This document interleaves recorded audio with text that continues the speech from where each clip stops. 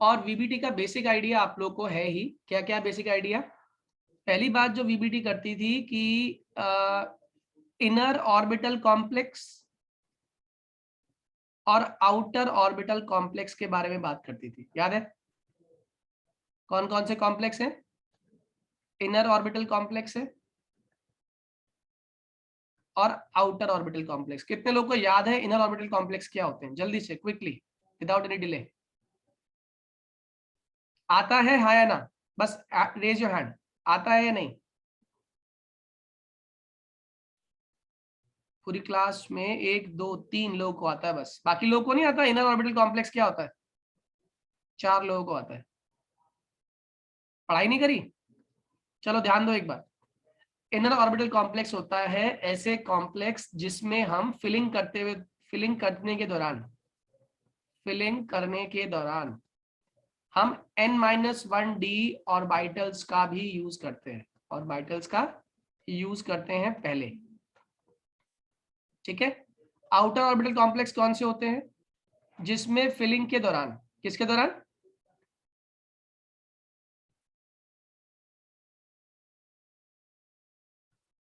जिसमें फिलिंग के दौरान क्या हो रहा है? फिलिंग के दौरान जल्दी बोलिए।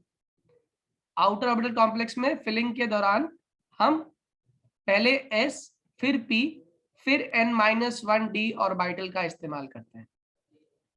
कितने लोगों को बात समझ आई? किसके अंदर पहले d फिल हो रहे हैं उन्हें क्या नाम दोगे जिसमें पहले d फिल हो रहे हैं हमारे? क्विकली। जिसमें d वाले सबशेल्स पहले फिल हो रहे हैं उनको क्या बोलोगे? Inner orbital complex. Inner orbital complex. जिसमें d वाले ऑर्बिटल्स बाद में फिल हो रहे हैं उन्हें क्या नाम दोगे? Outer orbital complex. जैसे एग्जांपल के तौर पे मैं आपको समझाता हूं। एक K4FeCN का होल 6, ठीक है। अभी के लिए मैं मान लेता हूं कि Fe यहाँ पे शो कर रहा है +2, निकालोगे तो भी +2 शो करेगा ऑक्सीडेशन स्टेट। तो +2 के हिसाब से इसकी कॉन्फ़िगरेशन हो गई आर्गन 4s0 3d6। क्या कॉन्फ़िगरेशन हो गई? Argon 4s0 3d6। इसमें हमने क्या किया? D ड्रॉ कर दिया, फिर S ड्रॉ कर दिया, फिर P ड्रॉ कर दिया और फिर दोबारा से D ड्रॉ कर दिया, ठीक है जी। अब पहले आपको कितने इलेक्ट्रॉन ड्रॉ करने हैं? D के 6 इलेक्ट्रॉन ड्रॉ करने हैं। ये लिख दिया हमने, 1 2 3 4 और 5, और ये छठा इलेक्ट्रॉन यहाँ पर आ गया। सही है। ये D हो गया, ये S हो गया, ये P हो गया और ये फिर D हो गया, ठीक। अब मैं क्या मान के चल रहा हूं कि CN कैसा लिगेंड है? बच्चों कैसा लिगेंड है CN? मैंने कहा CN वीक लिगेंड है। मैं बोल रहा हूं, ये मैं आपको इन्फॉर्म कर रहा हूं कि CN कैसा लिगेंड है। CN is a week ligand. अगर CN वीक लिगेंड है तो ऑब्वियस सी बात है ये क्या नहीं करा पाएगा? ये पेयरिंग नहीं करा पाएगा। ये पेयरिंग नहीं करा पाएगा। अगर पेयरिंग नहीं हुई तो क्या होगा बताइए? अगर पेयरिंग नहीं हुई तो ऑब्वियस सी बात है ये सारे के सारे अनपेयर्ड ही रहेंगे। कौन है ये सारे के सारे? 1 2 3 4 5 और 6, ये अनपेयर्ड ही रहेंगे। और अब जो आपके लिगेंड्स की फिलिंग होगी, किसकी फिलिंग? लिगेंड्स की। ये आपके लिगेंड्स हैं सारे। अब लिगेंड्स यहां से भरना शुरू होंगे। पहला लिगेंड कहां पर आएगा? S में। कौन सा? साइनाइड, फिर साइनाइड, फिर साइनाइड, फिर साइनाइड, फिर साइनाइड और फिर साइनाइड। बताओ आपने क्या क्या इस्तेमाल किए? आपने कौन कौन से ऑर्बिटल्स इस्तेमाल किए फिलिंग के लिए? आपने S इस्तेमाल किए, 3 P इस्तेमाल किए और 2 D इस्तेमाल किए। क्या बनी आपकी हाइब्रिडाइजेशन? sp3d2। कितने लोग को ये बात समझ आ गई? जल्दी बोलिए। Yes sir. Please raise your hand जितने लोग को ये समझ आ गया sp3d2 वाली कहानी, क्विकली, विदाउट एनी डिले। कैसे इसके अंदर हम आने वाले लिगेंड्स को जगह दे रहे हैं? अवनी, ध्रुव, निश्चल, पलक, इज इट क्लियर बेटे? हैंड रेज करना है, आपका हैंड रेज ही कंफर्म करेगा। आपने समझ आ गया? निश्चल और पलक रह गए। निश्चल समझ आ गया? सर आवाज कट रही है आपकी। मेरी आवाज कट रही है या सभी के साथ है या खाली निश्चल के साथ है? सर बीच में थोड़ी सी रुक रुक के आ रही थी। आप ठीक है? यस सर, अब बेटर है। ठीक वो है। बीच में रुक गया था एक अच्छा के लिए। ठीक है। अब देखिए फिर से, अब मैं एग्जांपल ले रहा हूं और अब इस केस में मैंने कहा ये फर्स्ट केस था। सेकंड केस, अब जो लिगेंड है CN, इसे मान के चल रहा हूं मैं स्ट्रॉन्ग लिगेंड है। पहले केस में क्या माना था मैंने? CN को वीक लिगेंड। अब मैं मान रहा हूं CN को क्या? Strong ligand. तो बताओ स्ट्रॉन्ग लिगेंड है तो क्या करेगा, जल्दी बोलो। अगर ये स्ट्रॉन्ग लिगेंड है तो क्या करेगा, ये पेयरिंग कराएगा, ये इसे उठा के यहां से यहां ले आएगा, ये इसे उठा के यहां से यहां ले आएगा। अब इससे बेनिफिट क्या होगा, इससे बेनिफिट होगा जो CN है वो घर के अंदर घुस चुका है, अगर वो घर में घुस गया तो यहाँ पर भी CN आएगा, यहाँ पर भी CN आएगा। इसका मतलब इसने पहले कौन से ऑर्बिटल इस्तेमाल किए, D वाले पहले इस्तेमाल किए, तो D वाले यहाँ आ गए, S वाले फिर 3p। तो बताओ हाइब्रिडाइजेशन क्या बनेगी उस केस में, D2sp3। बताओ ये कॉम्प्लेक्स कैसा है, इनर है या आउटर है,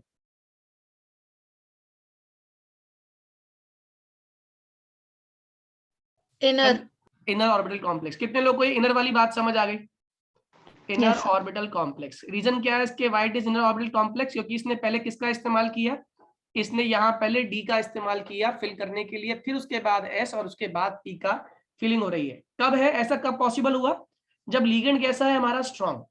तो वीबीटी की कमजोरी, वीबीटी की दिक्कत आई यहां से। क्या दिक्कत है वीबीटी की, बताओ जरा। वीबीटी की सबसे बड़ी दिक्कत ये थी कि वो एक्सप्लेन नहीं कर पाया, वीबीटी हमें ये नहीं बता पाया कि लीगेंड होगा कैसा, लीगेंड स्ट्रॉन्ग होगा या लीगेंड वीक होगा, इस बारे में हमें कोई भी आइडिया नहीं दे पाया वैलेंस बॉन्ड थ्योरी। क्या मेरी बात समझ आ रही है, ये बात क्लियर है Yes, सभी को, sir. वैलेंस बॉन्ड थ्योरी वाली। ठीक है, अगर ये वैलेंस बॉन्ड थ्योरी वाली बात सबको समझ आ गई तो उसकी आगे की स्टोरी सुनो। वैलेंस बॉन्ड थ्योरी के बाद आता है आपका क्रिस्टल फील्ड थ्योरी। ठीक है, क्रिस्टल फील्ड थ्योरी। अब मैं आपको एक बहुत छोटा सा एग्जांपल दूंगा और आपसे पूछूंगा कि आपको समझ आया या नहीं आया। एक छोटी सी पहले स्टोरी सुनो मेरे से। ये एक पोल है बेसिकली, ठीक है, जो एस्टेब्लिश्ड है। ऐसे यहाँ पे एक प्लैंक लगा हुआ था और इस प्लैंक पर हमने एक बॉल को टांगा हुआ है। आपसे कहा मैंने इसको घूंसा मारो बहुत तेजी से, ठीक है, आप लोगों ने इसको पंच करना शुरू कर दिया।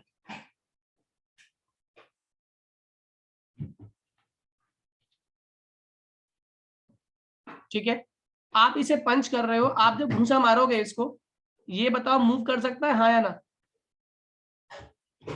क्या ये मूव कर सकता है बच्चों, जल्दी बोलो। Yes sir. मूव कर सकता है।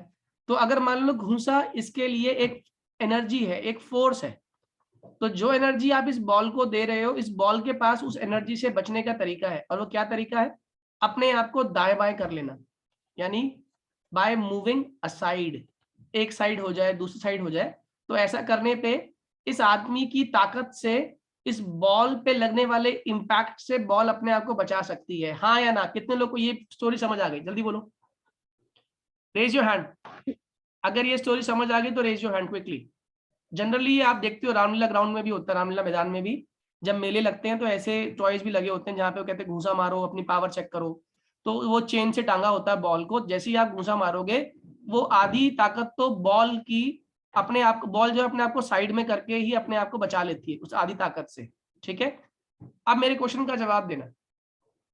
अब मैंने क्या किया, इसी सेम बॉल को इस एक दीवार बिल्कुल जस्ट इसके पीछे खड़ी कर दी, एक वॉल खड़ी कर दी जस्ट एग्जैक्टली इसके पीछे। यानी कि अब ये कुछ सीन ऐसा है कि ये वॉल है और ये बॉल इस वॉल के सहारे पे बैठी हुई है, सहारे से बैठी हुई है।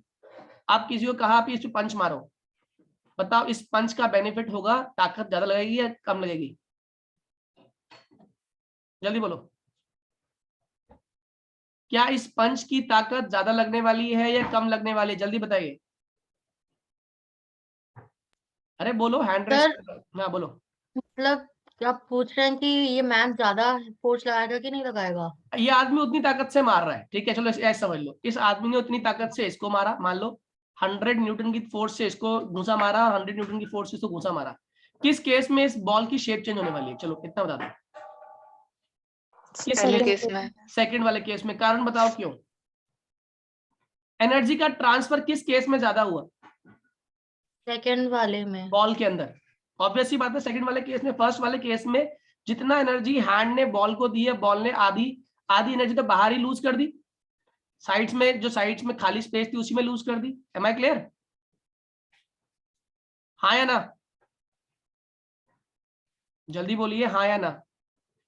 Yes sir. ठीक है, अब मैंने जो कहानी सुनाई ना, इस कहानी का मतलब क्या है, हम जो बात कर रहे हैं, हम बात कर रहे हैं डी सबशेल की।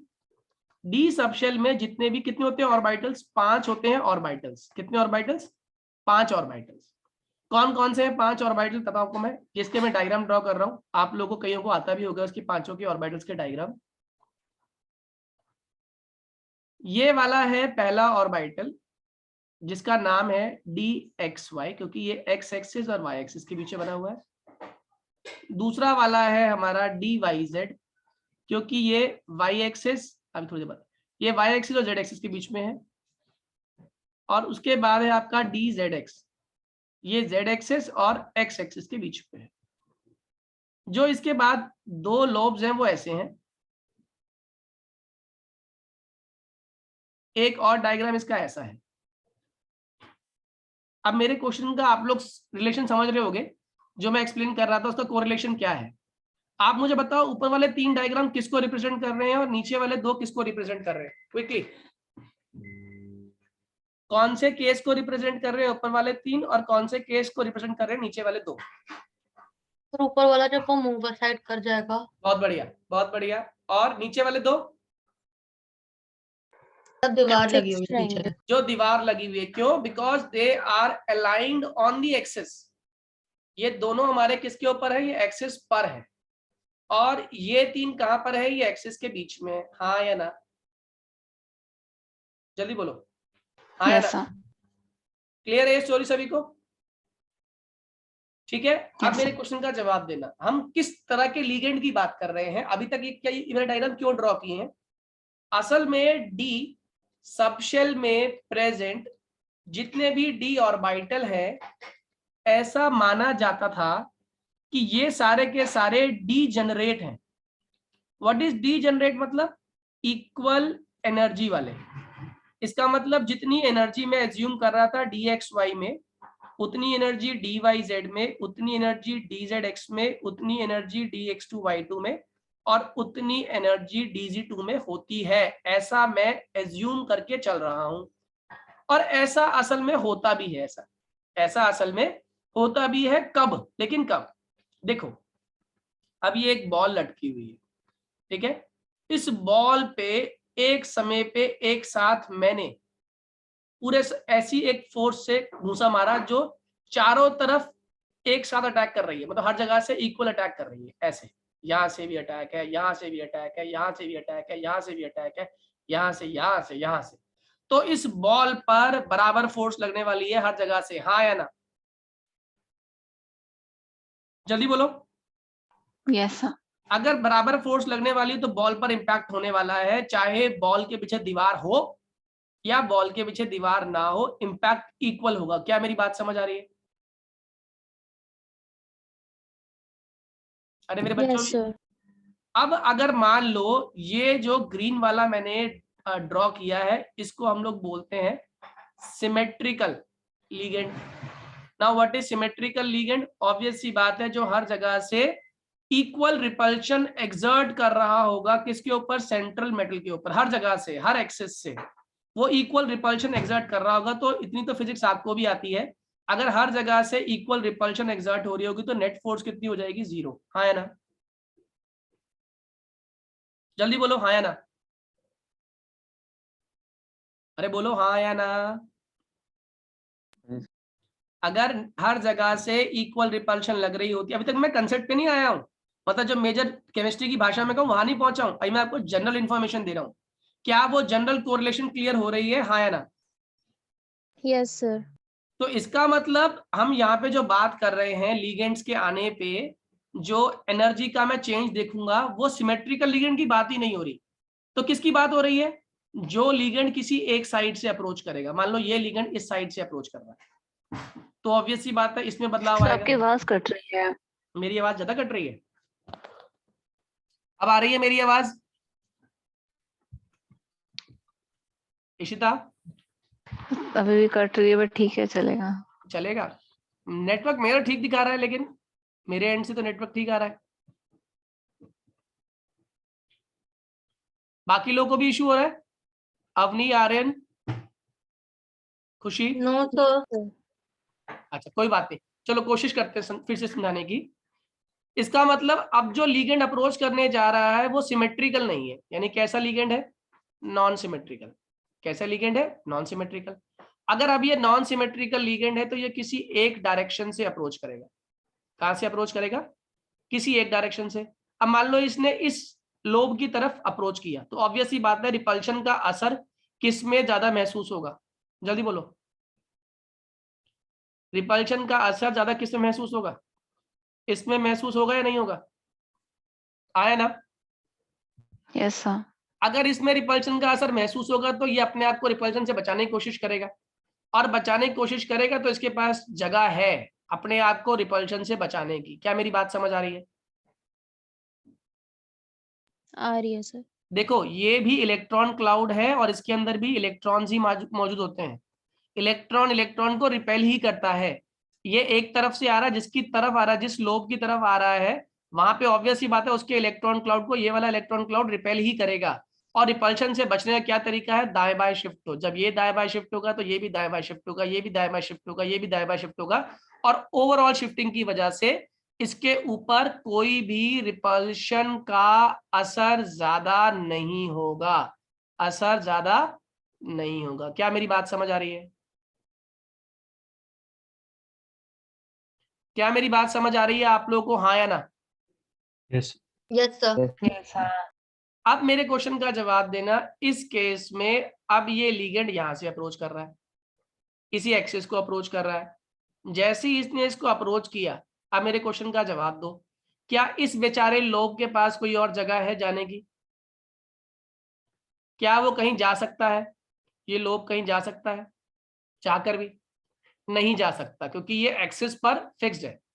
अगर ये एक्सिस पर फिक्स्ड है, अगर ये एक्सिस पर फिक्स्ड है तो ऑब्वियस ही बात है इस रिपल्शन का असर इसमें होगा, इसकी एनर्जी बढ़ जाएगी, इसकी एनर्जी बढ़ जाएगी, इंक्रीज हो जाएगी, हाँ या ना? जल्दी बोलिए, इस पर्टिकुलर लोब की एनर्जी बढ़ेगी, हाँ या ना? Yes sir. अगर एनर्जी बढ़ गई तो हम जो बात कर रहे थे ऊपर अभी की dxy की एनर्जी, dyz की एनर्जी और dzx की एनर्जी बराबर होती है, तो बताओ क्या डीजेनरेसी मेंटेन रही? No sir. No sir. Very good, degeneracy break हो गई। और जैसे डीजेनरेसी ब्रेक हुई तो आपके सामने अब एक नई कहानी समझ आई। ये पहला स्टेट, जब ये ग्राउंड स्टेट पे जब मैं मान के चल रहा था ये डी सबशेल जो है ये इसकी सारी एनर्जी इक्वल है। अब ये हो गई एवरेज स्टेट। कब आई एवरेज स्टेट? जब किसने अप्रोच किया, लीगेंड ने अप्रोच किया। किसने अप्रोच किया? लीगेंड ने अप्रोच किया इसी डी सबशेल को। अब इसकी एनर्जी क्या हो गई, बढ़ गई, एनर्जी इंक्रीज हो गई। ठीक है, एवरेज एनर्जी इंक्रीज हुई। और किस तरीके से इंक्रीज हुई यहां पे देखना, ये दो हिस्सों में बट गया, पूरा डी सबशेल दो हिस्सों में बट गया, एक नीचे वाला हिस्सा और एक ऊपर वाला हिस्सा। इसको हमने नाम दिया लाइन को बारी लाइन। क्या नाम दिया इसको? बारी लाइन। जो ऊपर वाला है इसको नाम दिया हमने ईजी, और जो नीचे वाला है इसको हमने नाम दिया T2G। क्या क्या नाम दिया? ऊपर वाले को क्या नाम दिया आपने? ईजी, और नीचे वाले को क्या नाम दिया आपने? T2G। Am I clear to all? E G और T2G क्लियर है? जल्दी बोलिए। Yes sir. ठीक है, ईजी और T2G के अंदर एक स्टोरी समझिए। ये ईजी वाले कौन से हैं, कोई बताएगा आप में से? ईजी वाला किसको रिप्रेजेंट कर रहा है ऊपर? ईजी वाले कौन है इनमें? सर dx का मैंने dx स्क्वायर y स्क्वायर और dz ये स्क्वायर। स्क्वायर नहीं बोलते, dx2y2 और dz2। dx/2 dx2y2 और dz2 क्या है, आपको किसको रिप्रेजेंट कर रहे हैं? ईजी को। ईजी मतलब क्या है? ये हायर एनर्जी स्टेट्स हैं। ये कौन से स्टेट्स हैं? हायर एनर्जी स्टेट्स हैं। और नीचे वाले T2G कौन से हैं? ये लोअर एनर्जी स्टेट्स है। कितने लोगों को मेरी बात समझ आ गई, जल्दी से बोलो। Yes sir. आई बिलीव ये समझ आ गया सभी को। Please raise your hand, quickly quickly raise your hand. आपको समझ आएगा तभी आगे बढ़ूंगा, क्योंकि इसके बाद सारी चीजें इसी पर डिपेंडेंट है। जिसको ना है मुझसे पूछो please. Aishwarya, Anant, Dhruv, Krish, Palak, is it clear बेटे? Yes sir. पलक और रिद्धि, क्रिश, यस सर। ठीक है, सबको समझ आ गया, गुड। अब आगे की बात समझिए।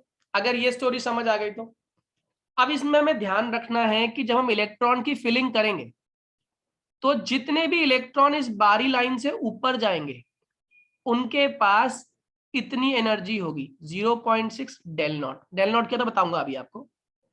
और जितने इलेक्ट्रॉन नीचे रह जाएंगे इस बारी लाइन से उनके पास एनर्जी होगी -0.4 डेल नॉट। या मैं कह दूं कि कुल मिला के इन दोनों ऑर्बिटल्स के बीच में 1.0 डेल नॉट का डिफरेंस होता है। कैसे? 0.6 -0.4 कितना आंसर आ गया? जल्दी बोलो कितना आंसर आ गया? 0.6 -0.4 आंसर बोलो। सर 1 है। 1 आ गया, 1 डेल नॉट आ गया। सभी को 1 डेल नॉट समझ आ गया? ये इनके Yes, बीच sir. का डिफरेंस है। अब जो बात समझनी है हमें, यहां पर आपको दो चीजें, एक क्वेश्चन आएगा आपके ऊपर बताने के लिए कि आप फिल करिए D7 को, आप फिल करिए D4 को, आप फिल करिए D5 को, आप फिल करिए D9 को, और साथ साथ बोल देगा, कंडीशन देगा। और वो कंडीशंस क्या होंगी? वो कंडीशंस होगी डेल नॉट ज्यादा है P से। अब P क्या है, डेल नॉट क्या है, पहले समझा दूं। और ये जो डायग्राम आपने बनाया है ना, इसको बोलते हैं ऑक्टाहेड्रल फील्ड स्प्लिटिंग। क्या हुआ? ऑक्टाहेड्रल फील्ड की क्या हुई है? यहाँ पे स्प्लिटिंग हुई है। और किसमें हो गई? Eg और T2G के अंदर। This is known as octahedral field splitting. अब जो मैं बता रहा हूँ कंडीशन, इन कंडीशन को बहुत ध्यान समझना, एग्जाम में इससे पूछेगा कंडीशन, बोर्ड्स में भी और कॉम्पिटिशन में भी। Del not greater than P, what is del not? Octahedral field splitting energy. Octahedral field splitting energy मतलब कि लिगेंड ने अप्रोच किया, लिगेंड ने एनर्जी का वेरिएशन क्रिएट किया, और एनर्जी वेरिएशन क्रिएट करते ही बंटवारा हो गया। और बंटवारा कैसा हुआ? दो हिस्से टूट गए, एक बना Eg, एक बना T2G। हाँ या ना? हाँ या ना? जल्दी बोलो। Okay sir. Yes sir. ठीक है, पहला केस तो ये है। दूसरा केस, लिगेंड ने अप्रोच किया, लेकिन लिगेंड बहुत कमजोर है। लिगेंड क्या है तो मतलब स्ट्रांग तो है मगर बहुत स्ट्रांग नहीं है। तो ऑब्वियस ही बात है, एनर्जी में वेरिएशन तो आएगा। एनर्जी में वेरिएशन के बाद वो दो हिस्सों में टूटेगा भी। लेकिन इस केस में जो एनर्जी का एक्सचेंज हो रहा है डेल नॉट, वो वैल्यू कम रह गई। वो वैल्यू क्या रह गई? कम रह गई। क्यों? डेल नॉट कहां जरूरी है पहले तो ये समझ लो। Del not octahedral field splitting energy वो एनर्जी है विच इज इवॉल्व्ड, बाहर निकलती है, when ligand approaches central atom. ठीक है, जब लिगेंड अप्रोच करता है सेंट्रल एटम को तो एनर्जी में वेरिएशन जो क्रिएट हो रहा है उसको हम लोग बोलते हैं ऑक्टाहेड्रल फील्ड एनर्जी। ठीक है, या ऑक्टाहेड्रल फील्ड स्प्लिटिंग एनर्जी। अब इस एनर्जी का फायदा क्या है? अगर तो एनर्जी ज्यादा है, एनर्जी ज्यादा है, ठीक है, किससे ज्यादा है? क्योंकि आप समझ रहे हो, किसी भी ऑर्बिटल में इलेक्ट्रॉन्स को जबरदस्ती पेयर कराना, क्या कराना? पेयर कराना, यानी कि आप किसी को उठा के कमरे में भेज रहे हो कि चलो वहां चलो। तो ये जो एनर्जी चाहिए किसी भी ऑर्बिटल में इलेक्ट्रॉन्स को जबरदस्ती पेयर कराने के लिए, वो कहलाती है पेयरिंग एनर्जी। तो हर ऑर्बिटल की इतनी एनर्जी तो है कम से कम कि भाई उसको इतनी एनर्जी चाहिए होगी, या थोड़ी सी उससे ऊपर दोगे तब जाके आप उस ऑर्बिटल में जबरदस्ती एक इलेक्ट्रॉन को एकोमोडेट कर पाओगे। क्या मेरी बात समझ आ रही है? क्या मेरी बात समझ आ रही है? What is pairing sir energy? एक कोई बार रिपीट फिर से कर रिपीट दीजिए। करता हूं, कोई पूछे पेयरिंग एनर्जी क्या है? पेयरिंग एनर्जी का ऐसा समझ लो, ये एक लड़का है, ठीक है, इंडिपेंडेंट लड़का है, ये अपने पेरेंट्स की बात सुनता है मगर कम सुनता है। घर वालों ने कहा शादी कर ले बेटा, इसने कहा मैं नहीं करूंगा शादी। अब पापा और मम्मी ने जबरदस्ती एक लड़की के साथ इसकी शादी कर दी। ठीक है, ये लड़का शादी करेगा, बताओ डिपेंड किस पे करेगा? पेरेंट्स की जबरदस्ती पर। हाँ या ना? इसका मतलब अगर पेरेंट्स की जबरदस्ती इस लड़के की मन मर्जी से ज्यादा हुई तो शादी होगी या नहीं होगी? बोलो। लड़के की पेरेंट्स की जबरदस्ती लड़के की मन मर्जी से अगर ज्यादा है तो शादी होगी, हाँ या ना? होगी। बहुत बढ़िया, मुबारक हो। तो शादी होगी। अगर इस लड़के की मन मर्जी कमजोर है, उल्टा कर दूं, मन मर्जी ज्यादा है पेरेंट्स की जबरदस्ती से, बताओ क्या होगा? नहीं होने की। कुंवारा Marriage नहीं मरेगा, होगी। ये कुंवारा मरेगा। मेरी बात समझ आ रही है? हाँ या ना? Please raise your hand quickly. Avni, Mayank, Nishchal, Riddhi,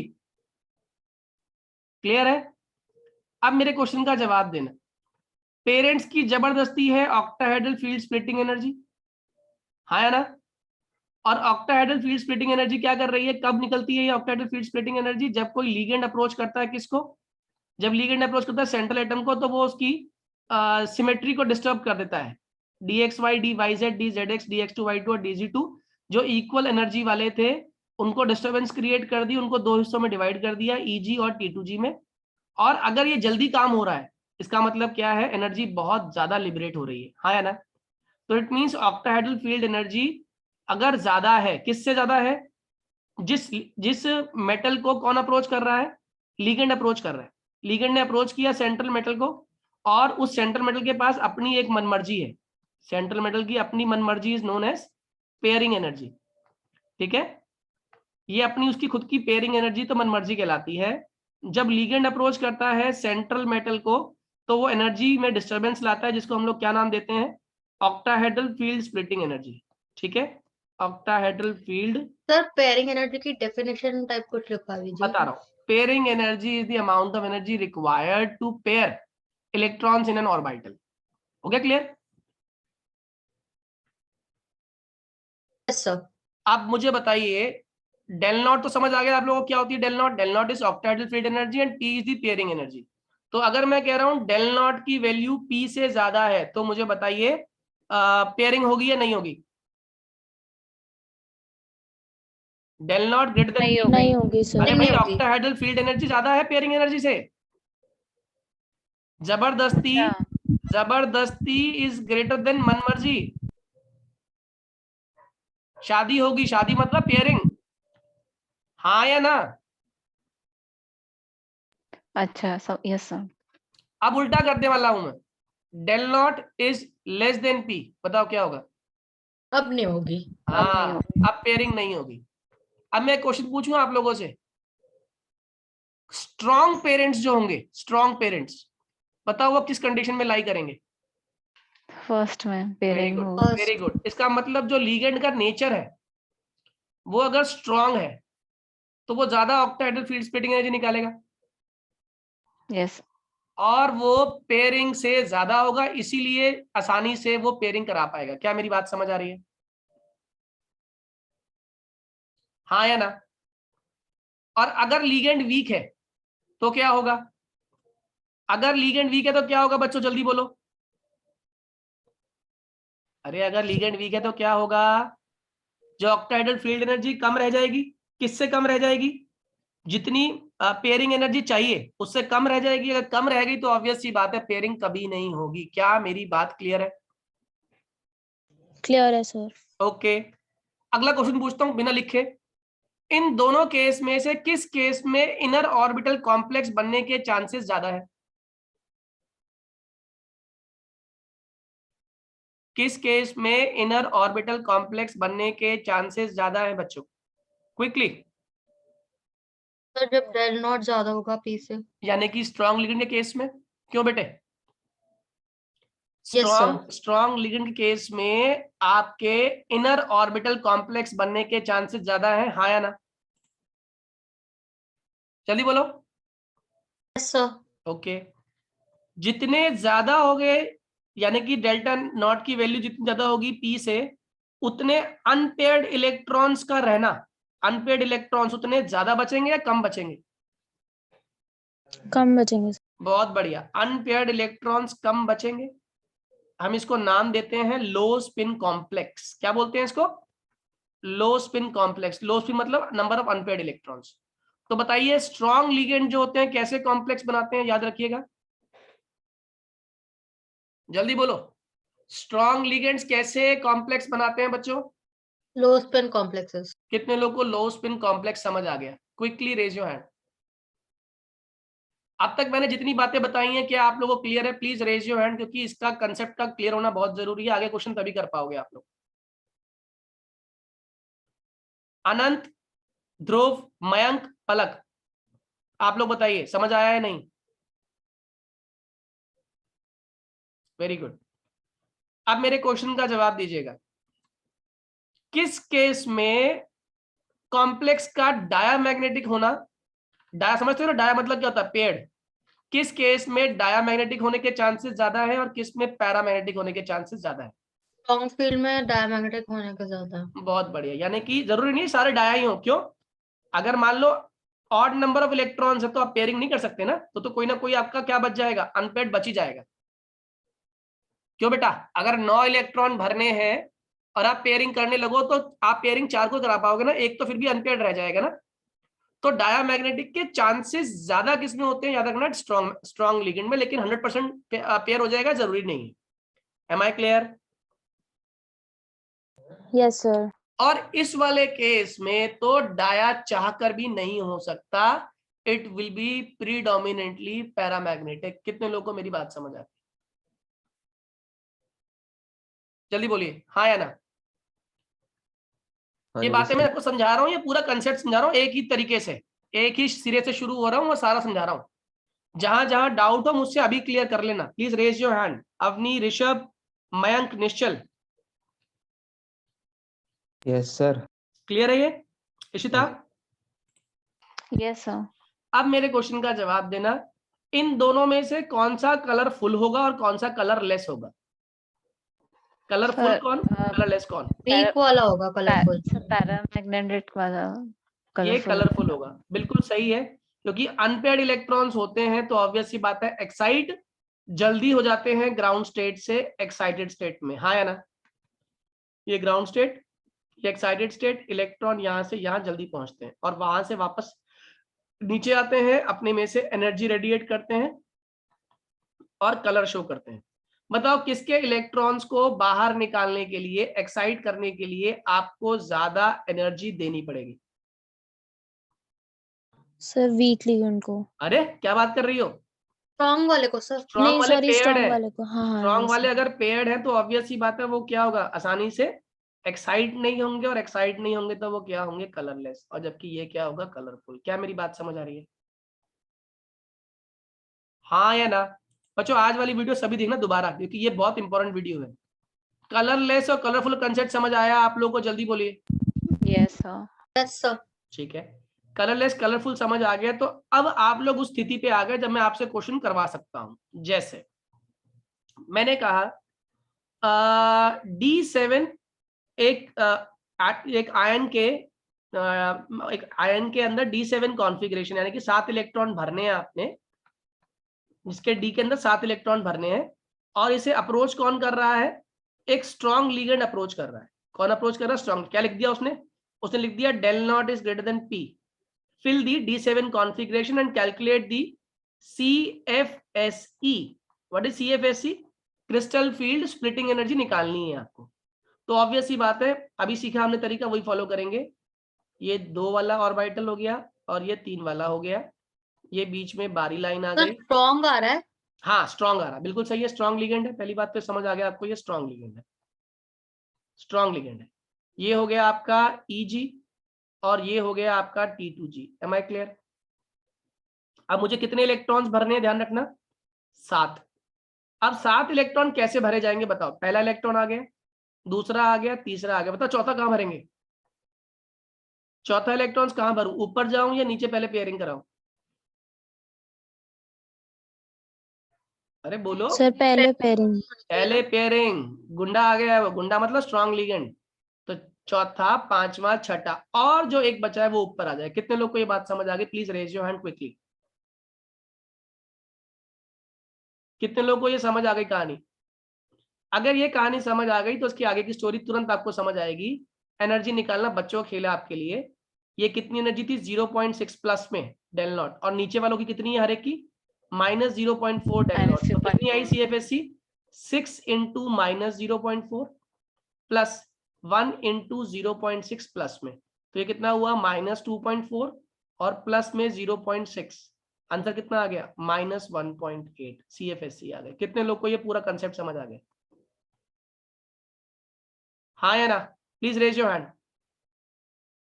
Rishabh, Ishita, Mayank, is it clear? Nishchal, आ गया समझ? Yes sir. अब मेरे क्वेश्चन का जवाब आप लोगों से पूछ रहा हूं, मुझे बताइएगा। अब इसने कह दिया सेम D7 भरिए, मगर इस केस में डेल नॉट की वैल्यू P से छोटी है।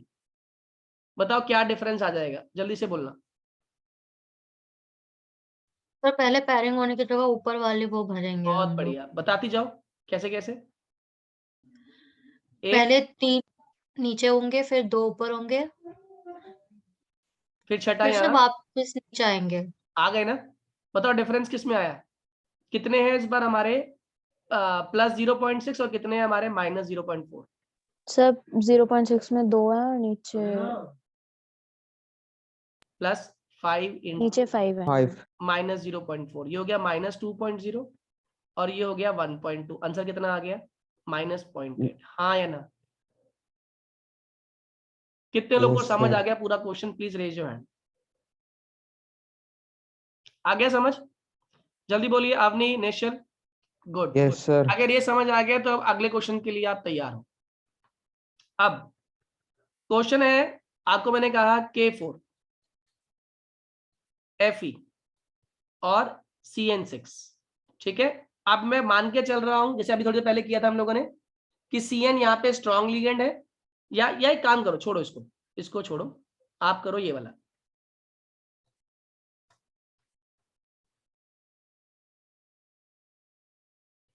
NiCN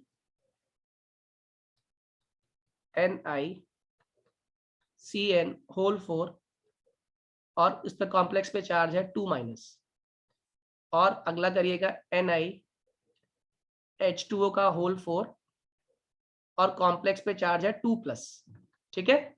इसमें मैं बता रहा हूं आपको, साइनाइड स्ट्रॉन्ग लिगेंड है और H2O वीक लिगेंड है, ठीक है। एक मैं करता हूं, एक आप करिएगा। स्ट्रॉन्ग वाला मैं दिखाता हूं आपको। सबसे पहले आपने निकल लिखा। निकल का एटॉमिक नंबर आप जानते ही हो 28 होता है। कॉन्फ़िगरेशन क्या हो गई? आर्गन। उसके बाद क्या आ गया? 4s2 और 3d8। फिर मैंने क्या निकाला? ऑक्सीडेशन स्टेट निकाला निकल का इसी कॉम्प्लेक्स में। कैसे निकाला? x +4 इंटू -1 इक्वल टू क्या हो गया? -2। तो x की वैल्यू कितनी आ गई? +2। हाँ है ना?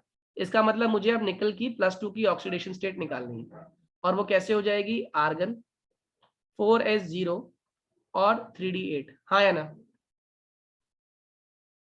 आर्गन 4s0 3d8 क्लियर है सभी को? जल्दी से बोलिए कितना क्लियर है। ऋषभ, अवनी, मयंक, क्लियर है? हाँ या ना? अवनी बेटे क्लियर है? चलो आगे समझो। अब इसको मैं बॉक्सेस दिखाता हूं इसके।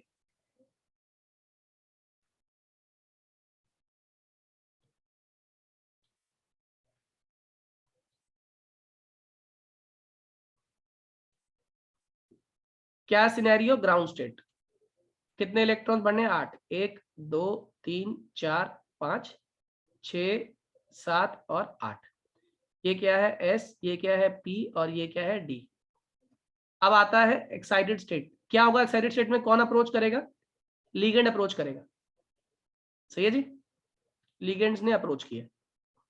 ये हो गया S, ये हो गया P, ये हो गया D। S P D D।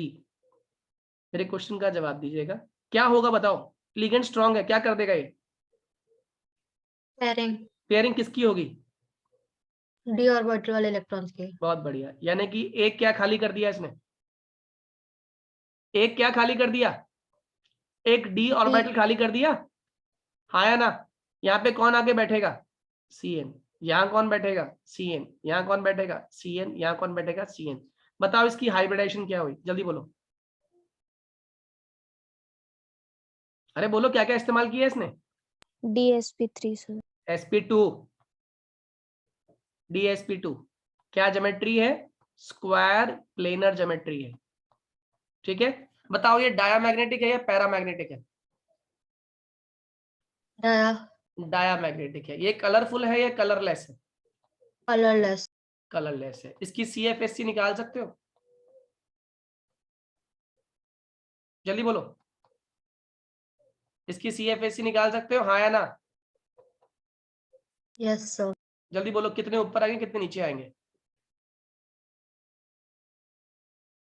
Sir ऊपर 2 आएंगे, नीचे 6 आएंगे। परफेक्ट। कितने लोग को बात समझ आ गई? ये कितना हो गया? 2 इंटू 0.6 प्लस में, और नीचे कितना हो गया? 6 इंटू माइनस 0.4, हाँ या ना? ये हो गया 1.2 और ये हो गया -1.2। -2.4। आंसर आ गया -1.2, हाँ या ना? एक चीज और सीख लो, मैग्नेटिक मूवमेंट। मैग्नेटिक मूवमेंट होता है कितने अनपेयर्ड इलेक्ट्रॉन्स है, इसे निकालते हैं म्यू से। इसका फॉर्मूला होता है √n into n+2 bore magneton. क्या बोला मैंने? √n into n+2 bore magneton. बताओ कितने अनपेयर्ड इलेक्ट्रॉन्स है? कोई है अनपेयर्ड इसमें? बोलो, कोई अनपेयर्ड है क्या? कोई भी अनपेयर्ड नहीं है, नो, बताओ। डायमैग्नेटिक है ना सर। तो आंसर कितना है? 0 बोर मैग्नेटॉन। कितने लोगों को पूरा क्वेश्चन समझ आ गया? Please raise your hand. एक बार हाथ खड़ा करें जिन्हें पूरा कंसेप्ट समझ आ गया शुरुआत से लेके आखिर तक का। अवनी, इशिता, मयंक और रिद्धि। इशिता Yes. और रिद्धि यस सर, समझ आ गया। पूरा समझ आ गया? रिद्धि आप बताओ। सो ये लास्ट वाला मैग्नेटिक मोमेंट पोर्शन मेरे समझ बेटे, में नहीं आया। इसमें mu is equal to √n into n+2 होता है। n यहाँ पे नंबर ऑफ अनपेयर्ड इलेक्ट्रॉन्स है, और कितने अनपेयर्ड इलेक्ट्रॉन्स है बताओ? कोई भी अनपेयर्ड नहीं है, सारे ही पेयर्ड है सेंट्रल मेटल के, हाँ या ना? Yes sir. तो ऑब्वियस ही बात है, n की वैल्यू क्या हो गई? 0। अब मैं आपको 2 मिनट दे रहा हूं, करके दिखाओ NiH2O का होल 4 वाला क्विकली, जिसमें H2O वीक लिगेंड है। 2 मिनट सभी को दिए, करके दिखाएंगे मुझे सभी लोग। सब चीज बतानी है इसके अंदर, magnetic movement, colourless, colourful, dia, para, और कलरफुल होगा या CFSC कितनी है, जल्दी निकालिए सभी लोग। सभी लोगों ने कर लिया होगा आई थिंक। इसमें क्या किया? Ni का यादव तो सेम कहानी आने वाली है, यादव तो सबका यही आ रहा होगा। कैसे? इसका हो जाएगा Ni 28, और 28 के बाद लिखा आप लोगों ने आर्गन 4s2 3d8। सही है? यादव तो कोई दिक्कत नहीं है किसी बच्चे को। आर्गन 4s2 3d8 लिख दिया। अब इसके बाद क्या किया आपने? इसका ऑक्सीजन स्टेट निकाला, x + 4 × 0 = +2। तो कितना आ रहा है? Ni कितना शो कर रहा है? +2। +2 मतलब क्या हो गया? Ni +2 कब शो करेगा? Ni +2 तब शो करेगा जब यहाँ पर हो जाएगा आर्गन, ये हो जाएगा 4s0 और ये हो जाएगा 3d8। सभी लोगों ने इतना कर लिया होगा आई होप।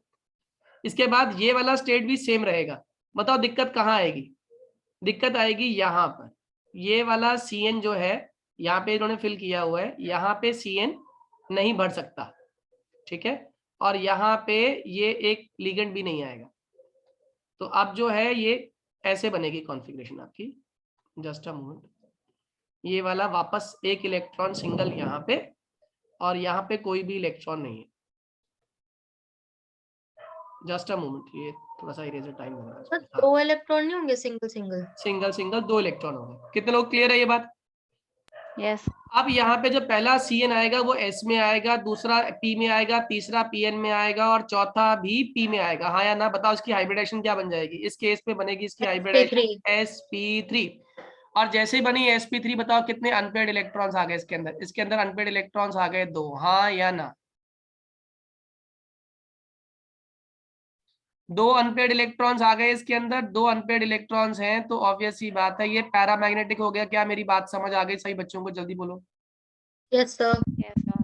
और अगर ये पैरामैग्नेटिक है तो इसका बोर मैग्नेटिक मूवमेंट निकाल दिया होगा आप लोगों ने, 2 × 2 + 2 दैट इज √6 बोर मैग्नेटॉन, हाँ या ना? Yes sir. और अगर ये आ गया तो ऑब्वियस ही बात है, चल गया पता, ये पैरामैग्नेटिक है। तो ये √6 थोड़ी आएगा, √8 नहीं आएगा? 2 × 4 हाँ राइट 4 राइट, होगा 2 × 4 = 8 √8। तो ये क्या होने वाला है? हमारा कलरफुल होने वाला है। और इसके बाद उसने CFSC पूछा, तो CFSC कैसे निकलेगी? सेम ही आएगी। बताओ क्यों? क्योंकि 8 इलेक्ट्रॉन भरने हैं, कोई ऑप्शन है नहीं, ना चाहते हुए भी। 1 2 3 4 5 6 7 8। मतलब इसमें फर्क क्या होगा? जब फिलिंग करोगे ना, फिलिंग करते हुए तरीका फिलिंग कर, सिंगल भरेंगे, हाँ फिर उसके भरेंगे, बाद लेकिन डबल बाद में करेंगे। ऑप्शन नहीं ना, पेयरिंग तो होगी।